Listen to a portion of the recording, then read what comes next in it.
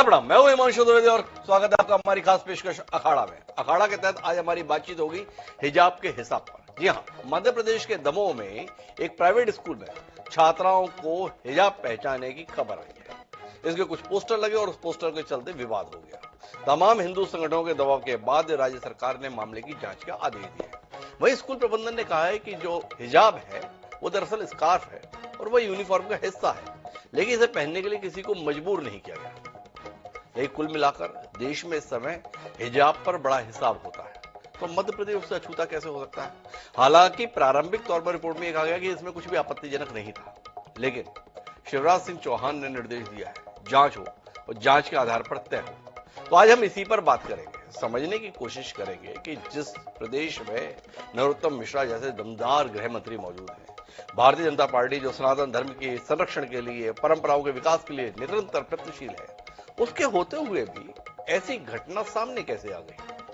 दोषियों पर तो कार्रवाई हो जाएगी, पर वस्तुतः ऐसा हुआ क्या, इसके लिए किसी की जिम्मेदारी तय होगी? तो सवाल बहुतेरे हैं, इस पर हम बात करेंगे। तीन खास मेहमान हमारे साथ इस चर्चा का हिस्सा बनने के लिए मौजूद है, उनसे आपका परिचय कराएं। उससे पहले लेकिन देखते हैं हमारे साथी मनीष कांजन की वो रिपोर्ट जो इस मसले पर खास तौर पर तैयार की गई। देखिए वो रिपोर्ट।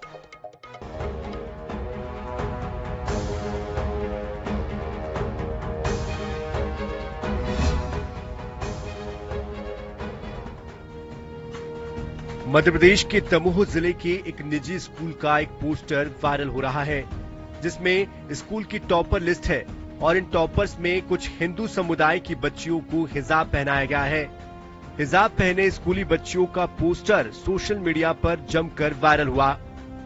इसके बाद हिंदू संगठन सक्रिय हुए। उन्होंने इस मामले में स्कूल की मान्यता खत्म करने की मांग की। मध्य प्रदेश के गृह मंत्री ने जांच के निर्देश दिए। जिला शिक्षा अधिकारी ने मामले की जांच की, लेकिन बाद में पुलिस अधीक्षक से मामले की गहन जांच के निर्देश दिए गए हैं। उसकी जांच कराई है। प्रथम दृष्टया जिला शिक्षा अधिकारी को जांच के लिए भेजा था। जांच में उनके परिवार वालों ने कोई इस तरह की शिकायत नहीं की है। जिला शिक्षा अधिकारी स्वयं गए थे। उसके बावजूद भी मैंने पुलिस अधीक्षक को उसकी गहन जांच के लिए बोला है। दमोह के एक निजी स्कूल में कथित तौर पर हिजाब पहनाए जाने के मामले में राष्ट्रीय बाल संरक्षण आयोग ने भी संज्ञान लिया। राष्ट्रीय बाल संरक्षण आयोग के दखल के बाद मध्य प्रदेश के मुख्यमंत्री शिवराज सिंह चौहान ने पूरे घटनाक्रम की जिला कलेक्टर को जांच करने के निर्देश दिए हैं। किसी भी बेटी को ये कोई स्कूल बाध्य नहीं कर सकता कि वो कोई ऐसी चीज पहने जो उनकी परंपरा में नहीं है। मामला मेरे संज्ञान में आया है दमोह के एक स्कूल का, और मैंने जांच के निर्देश दिए हैं और जांच के बाद तथ्यों के आधार पर फिर हम कार्रवाई करें। कल सोशल मीडिया से एक गंगा जमुना स्कूल की कंप्लेंट आई है और एक पोस्टर को लेकर, जिसकी जांच जिला शिक्षा अधिकारी एवं कोतवाली प्रभारी द्वारा की गई। इस कंप्लेंट में कोई फरियादी की कोई कंप्लेंट नहीं थी, मगर सोशल मीडिया के माध्यम से की गई थी। तत्पश्चात आज दिन में हमारे कार्यालय को, कलेक्टर कार्यालय को एक ज्ञापन प्राप्त हुआ है और इसकी जांच हेतु हमने तहसीलदार के अंडर में डीपीसी एवं नगरपालिका सीएमओ की एक समिति गठित करी है जो इसकी विस्तृत जांच करेगी। सोशल मीडिया के अलग अलग माध्यमों पर लोग स्कूल प्रबंधन को निशाने पर ले रहे हैं। हालांकि इस मामले में किसी भी स्कूली छात्रा के परिजनों ने कोई शिकायत दर्ज नहीं कराई है। हिंदू संगठनों ने दावा किया है कि मध्य प्रदेश के दमोह जिले में एक निजी स्कूल में हिंदू छात्राओं को जबरन हिजाब पहनाया जा रहा है। इसी बीच हिंदू संगठनों ने दमोह जिला अधिकारी कार्यालय पर विरोध प्रदर्शन किया और स्कूल का पंजीकरण रद्द करने की मांग करने के लिए एक ज्ञापन सौंपा। उन्होंने आरोप लगाया कि स्कूल हिंदू छात्राओं को हिजाब पहनने के लिए मजबूर कर रहा है। वहीं राष्ट्रीय बाल अधिकार संरक्षण आयोग ने हिंदू और अन्य गैर मुस्लिम बच्चों को इस्लामिक प्रथाओं का अभ्यास करवाना भारत के संविधान के अनुच्छेद 28 का उल्लंघन मानते हुए पूरे मामले की जांच की अनुशंसा की है। INS 24/7 के लिए भोपाल से मनीष कांत जैन की रिपोर्ट। तो दिलचस्प मामला है। कोई पीड़ित सामने नहीं आया है जो ये कहे कि हमारे साथ ऐसा हुआ, पर समाज में एक तबका है जो इस बात से बड़ा चिंतित हो गया कि वहां ऐसा कुछ हो रहा है और इसके आधार पर वह चाहता है कि इस स्कूल की मान्यता समाप्त कर दी जाए। क्या है पूरा मसला? वस्तुतः यह मसला वाकई हिजाब का है या कोई और हिसाब चुकता करने की कोशिश है, अपने आप में सवाल है। पर इस सवाल को समझने की कोशिश करते हैं। हमारे साथ तीन खास मेहमान हैं। हमारे साथ शंकरलाल तिवारी जी हैं, भारतीय जनता पार्टी के प्रखर नेता हैं, पूर्व विधायक हैं। हमारे साथ भूपेंद्र गुप्ता जी हैं, कांग्रेस पार्टी का तेज तर्रार चेहरा है, अपनी कटाक्ष शैली के लिए ख्यात है। और इन दोनों के बीच में अपनी तटस्थ राय देने के लिए वरिष्ठ पत्रकार दिनेश गुप्ता जी हमारे साथ। आप तीनों का स्वागत है। और चर्चा की शुरुआत शंकरलाल तिवारी जी से करते हैं। जो हिंदू हित की बात करेगा वही देश पर राज करेगा। देश पर भी है, प्रदेश पर भी है। इसके बाद तमाम हिंदूवादी संगठन बता रहे हैं कि आपके राज्य में क्या हो रहा है। शंकरलाल तिवारी जी, कितना शर्मिंदा महसूस कर रहे हैं इस घटना पर आप अपने आप को?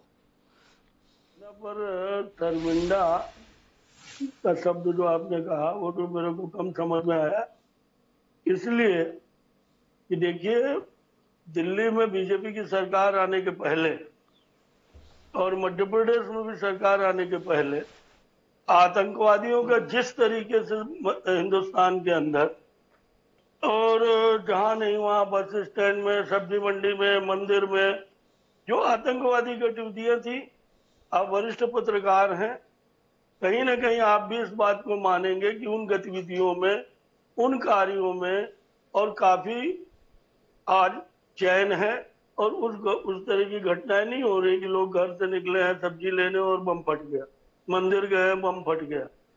अब एक बात और है, वो ये कि कहीं कुछ होगा ही नहीं जी, ऐसा अभी 9 सालों में संभव नहीं है जी। इस नाते कि जो विदेशी तत्वों से पोषित हैं, जो कहीं न कहीं सांप्रदायिक रूप से अपने दिमाग को और इस तरीके से मैंने समेटे हुए हैं जी, कि उनको यही करना है, तो अब वो कुछ नहीं कर पा रहे, तो ये एक घटना सामने आई।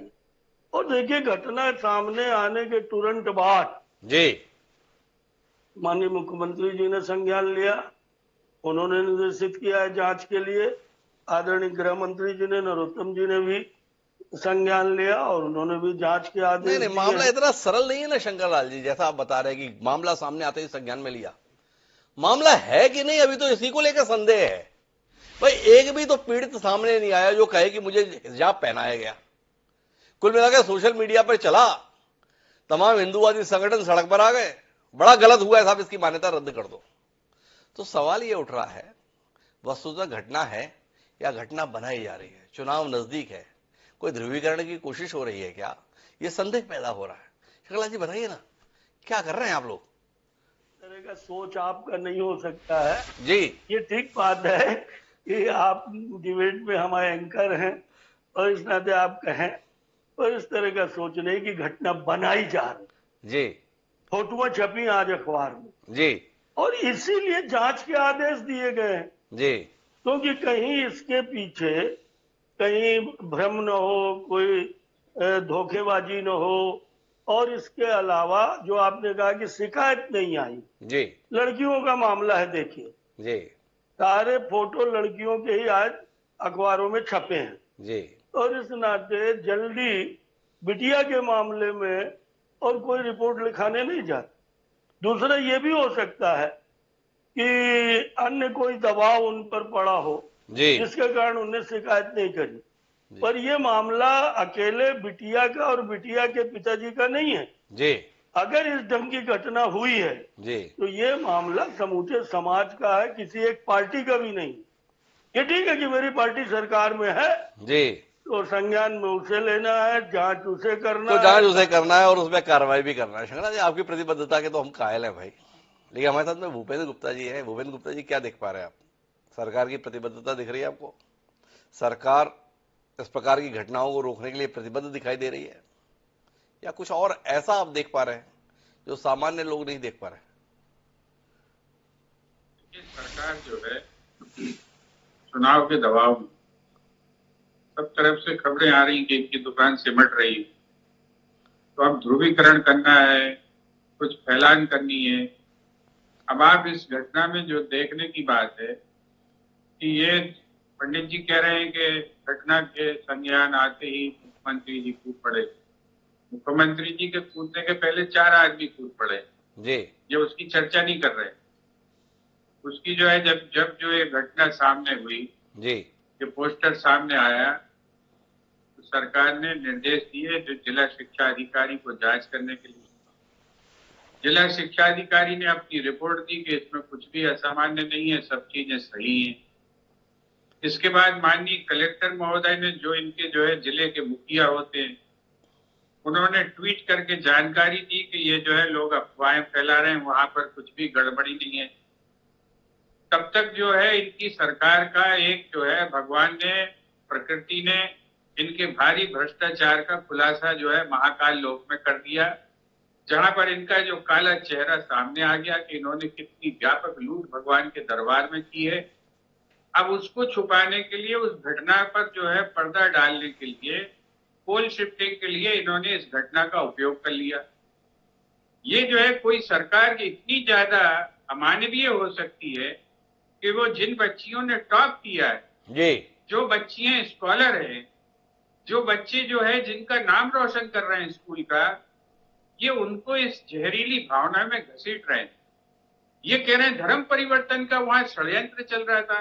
अगर भाई धर्म परिवर्तन का षड्यंत्र चल रहा था तो उस तस्वीरों में उन बच्चियों के नाम और उनके सरनेम क्यों नहीं बदल दिए गए? वो जैन और गुप्ता और फलाने लड़की को लिख देते। पर भूपेंद्र जी, यही तो सवाल है कि नाम जैन है, नाम गुप्ता है और वेशभूषा जो है वो इस्लामिक है, इसीलिए तो परेशानी है। कांग्रेस पार्टी तो आजकल छोटे छोटे मसलों पर भी जांच कमेटी गठित करती है। ये दमोह के मसले को कोई गंभीरता से नहीं ले रहे क्या? आपको नहीं लगता कि इस विषय की वाकई जांच होनी चाहिए? अगर वाकई ऐसा किया जा रहा है तो ये सामने आना चाहिए। इसे इतना आप अनदेखा क्यों करना चाहते हैं? आप सुन तो ले, इनने जांच बैठा दी जी, 2 जांचें करवा चुके हैं, दोनों की रिपोर्ट आ चुकी, तीसरी जांच भी इन्होंने बैठा दी, कोई प्रॉब्लम नहीं है जी। वो तीसरी जांच की भी रिपोर्ट आ जाएगी। मगर उस जांच की रिपोर्ट आने के पहले जो इनने ये सांप्रदायिकता की दुकान लगा ली है, उसका क्या इलाज है? इन्हें खुद अपनी सरकार पे भरोसा नहीं है कि हमारी जांच की तीसरी रिपोर्ट आ जाए और उसके बाद ये धूम धड़ाका करें। उसके पहले ही इन्होंने जो है डंडे घुमाने चालू कर दिए।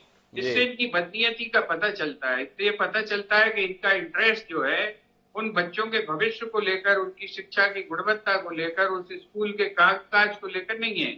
इनकी चिंता इस बात को लेकर है कि एक जो है ये महाकाल लोक के भ्रष्टाचार को छुपाने के लिए अपनी चीज ये हाथ लग गई है, इसको बुना लो, इसको बुना ले। लेकिन मुझे भूपेंद्र जी एक सवाल का तो उत्तर दीजिए, वो फोटो देखकर आपको क्या महसूस हुआ जिसकी इतनी तीव्र प्रतिक्रिया है?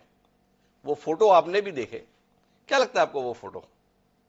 फोटो में कुछ भी नहीं है, ये तो पहनावा है ये जी। और बच्चों ने अपने इंटरव्यू दिए हैं ऑन कैमरा। आपके पास भी होंगे उनके विजुअल्स जी। आपके उनके माँ बाप ने इंटरव्यू दिए हैं ऑन कैमरा जी। आपके जो है प्रशासन कह रहा है कि इसमें कुछ भी नहीं है गड़बड़। जो है बच्चियां जो है और वो बच्चे लड़के भी हैं उसमें, वो अपने ड्रेस कोड में सालों से उस स्कूल में जा रहे हैं जी। केवल इस पोस्टर से उनको परेशानी और विवाद हो गई। वो तो फिर पोस्टर से इन्हें परेशान किया जा रहा है। भूपेंद्र गुप्ता जी का तो मानना यह है कि महाकाल लोक से ध्यान हटाने के लिए इस विषय को बतंगड़ बनाया जा रहा है। दिनेश गुप्ता जी, आप इत्तेफाक रखते हैं इस बात से, या पिछले कुछ समय से प्रदेश में इस प्रकार की घटनाओं को लेकर एक तीव्र प्रतिक्रिया है? अभी एक व्यक्ति के संदर्भ में आए ही, वो किस तरीके से मुस्लिम में कन्वर्ट हुआ और बाद में पूरे माहौल को क्या कर रहा था, आप क्या देख पा रहे हैं इस मसले पर? क्योंकि राज्य में चुनाव है और जो है ये ध्रुवीकरण की एक कोशिश हो रही है कहीं ना कहीं बहुत, जो एक खासकर दमोह के मामले। आप देखें ना, दमोह जो है उस तरह का जिला नहीं है जहां कोई बहुत ज्यादा आपको कोई सांप्रदायिक तनाव की स्थिति दिखाई देती। अब देखो 2010 से स्कूल है वहां और कोई भी देखिए, आपको किसी ने बाध्य तो नहीं किया कि आप अपने बच्चों को स्कूल में पढ़ाइए। आपका कोई भी ड्रेस कोड हो सकता है, फोटो किसी में भी हो सकता है। अल्टीमेटली आप इस तरह का बतंगड़ बनाने से, वो टॉपर के फोटो लगे हुए हैं, आप उसको तो अप्रिशिएट कर नहीं रहे। आपको तो मतलब उसको किसी भी तरह से टूल लेना है। आप उन्नामा इकबाल भी आप देखिए ना कि उसको लेकर भी उन्होंने कहा कि साहब वहां दुआ पड़ी जाती है, वो भी आपत्तिजनक है क्योंकि एक इकबाल को आपने जब कोर्ट से हटाया तो आप एक पूरे तरह से ये बताना चाहते हैं कि हम एक जो है वर्ग विशेष की जो चीज है उस पर कोई ना कोई एक्शन ले रहे हैं। इससे लाभ किसका है? 75 साल बाद देश में क्या हो रहा है? हम फिर एक ऐसी लाइन खींच रहे हैं जो हम दो सभी के बीच में एक नफरत पैदा करती है। आप छोटी छोटी चीजों पर, कल को बच्चों के अंदर असुरक्षा का भाव होगा, पेरेंट्स के अंदर असुरक्षा का भाव होगा। किसी मान लीजिए किसी ऐसे कोई स्कूल है जो किसी हिंदू संचालक द्वारा चलाया जा रहा है और उसमें मुस्लिम बच्चे पढ़ रहे हैं, तो क्या आप ये कह देंगे कि लव जिहाद की कोशिश है? जी। तो कुछ तो चीजों को जो है मुझे लगता है कि अपना राजनेताओं को अपना विवेक इस्तेमाल करना चाहिए। पर मेरा सवाल आपसे ये है दिनेश जी, मुख्यमंत्री ने तो यही कहा ना कि मामले की जांच के निर्देश दिए हैं, जांच के जब नतीजे आएंगे उसके अनुसार कार्रवाई की जाएगी। एक हिंदूवादी संगठनों का आक्षेप के आधार पर सरकार से आप क्या अपेक्षा करते हैं? जांच भी ना कराए, मसले की पड़ताल भी ना करे और सीधे स्कूल की मान्यता समाप्त कर दे? या आप मानते हैं कि एक मुख्यमंत्री को जो करना चाहिए था मुख्यमंत्री वही कर रहे हैं? शिवराज सिंह चौहान ने कहा कि मामले की जांच कराते हैं, जांच में जो आएगा उसके अनुसार कार्रवाई करेंगे। ठीक नहीं मानते आप इसे? कलेक्टर ने जो जांच कराई, एक नहीं दो जांचें कराई, उसने अपनी जांच रिपोर्ट में कहा कि ऐसा कुछ नहीं पाया गया। यदि आप उसको फिर भी फैब्रिकेट करना चाहते हैं कि नहीं एक और जांच कराइए, पेरेंट्स कह रहे हैं, जो गवर्निंग बॉडी के मेंबर हैं जो हिंदू समुदाय के हैं वो कह रहे हैं, तो आपको ये तो मानना पड़ेगा ना कि आपको अपने कलेक्टर पे भरोसा नहीं है जिसने जांच कराई इंडिपेंडेंट, आपको पुलिस वालों पे बड़ी महत्वपूर्ण बात कह रहे हैं भाई। कलेक्टर ने जांच की ना, कलेक्टर ने जांच कराई, जिला शिक्षा अधिकारी भी शामिल थे, कोतवाली का प्रभारी भी शामिल था, और यह पाया गया कि कुछ नहीं है। इसके बाद भी एक और जांच चाहते हैं कि कुछ ना कुछ निकले। शंकरलाल तिवारी जी, मंशा क्या है? उत्तर दे दो, मुझे समय जरूर दीजिएगा। अरे आपकी सरकार है, आपको समय कौन नहीं देगा शंकरलाल जी। मैं ये कह रहा था कि मैं तो भौचक हूँ बिल्कुल जी कि भूपेन जी बोल रहे हैं, भूपेन गुप्ता जी, तो उनको तकलीफ है जांच होने से। जी, जांच कराने की बात अगर मुख्यमंत्री जी कह रहे हैं, गृह मंत्री जी कह रहे हैं, तो इसमें कांग्रेस के पेट में मरोड़ का कुल एक ही कारण है जी कि एक तरफ तो वो साफ हिंदुत्व का ढोंग रचती है जी, और दूसरी तरफ उसे जरा सा मौका अगर कोई मिला जी, हम पर आरोप लगा रहे हैं आदरणीय दिनेश गुप्ता जी, वरिष्ठ पत्रकार हैं और बीच में बैठते हैं हम सबके, मैं उनको प्रणाम करता हूं, तो कम से कम तटस्थता का थोड़ी भाव लेकर के बैठा करें। आप तटस्थता चाहते हैं दिनेश जी से या मित्रता चाहते हैं अपने प्रति? मित्रता भी चाहता हूं और तटस्थता भी चाहता हूं जी। आपके साथ मैं कई बार बैठ चुका जी, और मैंने आपको कई बार, सैकड़ों बार अपन बैठे हैं दोनों लोग जी, कई बार आपको सुना है, मैंने कभी नहीं टोका जी। पर अगर कांग्रेस के पेट में दर्द है जांच होने से, यार आपको तो कम से कम जांच की बात में तकलीफ नहीं होनी चाहिए जी। अब अगर एक जांच हो गई, दो जांच हो गई, आप वरिष्ठ पत्रकार हैं, भूपेन जी वरिष्ठ नेता है, पत्रकार रहे हैं, मैं उनका मित्र रहा हूं। एक जांच होती है सिटी कोतवाली से, फिर दूसरी जांच होती है वरिष्ठ अधिकारियों से, फिर तीसरी जांच होती है बाद में सीबीआई से जी। तो क्या मतलब है? कलेक्टर पर आपको विश्वास नहीं है, कलेक्टर पर विश्वास है, आप पर भी विश्वास है जी। पर जांच की मांग जब हुई तो कांग्रेस पार्टी को भी कहना चाहिए था कि नहीं जांच होने दीजिए जी, दूध का दूध पानी का पानी होगा जी। और फिर उसके बाद इस तरह से आरोपों की झड़ी लगाते आप तो हम भी सुनते और कुछ जवाब भी देते। पर आज दोनों मित्र मेरे जी, दिनेश जी तो भूपेन जी से आगे निकल गए जी, वाह वंडरफुल फिगर है जी। दिनेश जी और आगे निकल गए। अरे आप तो पत्रकार हैं जी, आप तो हम दोनों के हम प्याले हमने वाले, हम सफर हम राज हैं, समाज के आपने हम प्याला ना बोल दिया। नहीं, हम प्याला भी बोल दिया था, प्याला शरबत का भी होता है जी, प्याला दूध का भी होता है जी। अब शराबियों ने इसको अपने नाम पे मढ़ लिया है तो मैं क्या जी। मैं ये कह रहा था कि बात हो रही थी दमोह की घटना की जी। आदरणीय भूपेन जी को आपने पहले कह दिया है कि वो कटाक्षों के भंडार हैं जी। उन्होंने शिवलोक की बात कर जी, शिवलोक की बात करना है तो कर लो ना भूपेन जी, 3 रोज से डिबेटें चल रही शिवलोक पर, ऑर्डर आपने दिया, 2 पेमेंट आपके जमाने में अपना विषयांतर हो जाएगा। जीपीआर नहीं उनने बोला तो आपने नहीं टोका, जीपीआर आपके टाइम पे बनी और हमने तो प्लास्टिक की वो मूर्तियां बनेंगी आपके सामने तय हुआ। जब सच्चाई सामने आई तो टाइम फिक्स हो गया आपका आरोप। आरोप लगाइए, आप विपक्ष में हैं, और आरोप लगाते समय जरा प्रमाण दीजिए। मंत्री चीख के कह रहा है प्रेस कॉन्फ्रेंस में कि अगर प्रमाण है तो ला करके दो सुलोक के मामले में। जी, ये की बंदी है, प्रमाण ला करके देने की बात पे कुछ नहीं।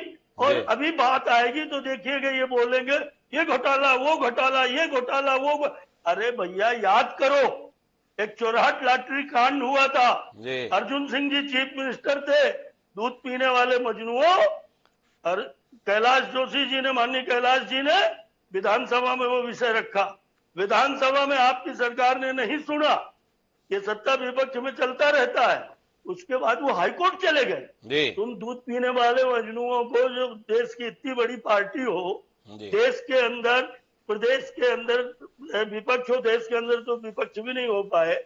आखिर क्या कारण है कि आप जांच पे ही हंगामा खड़ा कर रहे हो? क्यों जांच पे हंगामा खड़ा कर रहे हो, कुल मिला के ये कहना है। लेकिन मैं वापस आना चाहता हूँ भूपेन जी, इस बार आप जांच को तुरंत मानने को तैयार हो गए। ये महाकाल लोक के संदर्भ में जांच होकर आता है कि कहीं कुछ भ्रष्टाचार नहीं, तो आप मानते नहीं।